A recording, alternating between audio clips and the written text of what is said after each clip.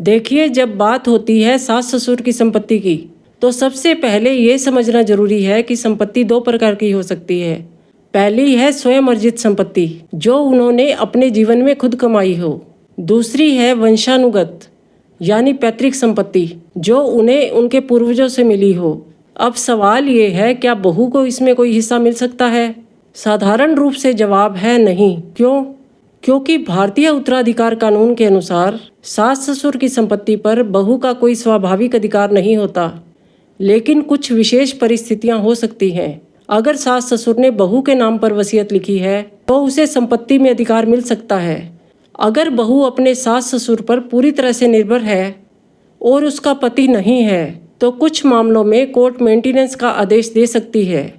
लेकिन ध्यान रखें, ये अधिकार हिस्से की तरह नहीं होता, बल्कि सहानुभूति और कानून के विशेष प्रावधानों पर निर्भर करता है।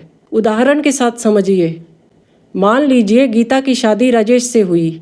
कुछ सालों बाद राजेश की मृत्यु हो गई। अब गीता अपने सास ससुर के साथ रहती है।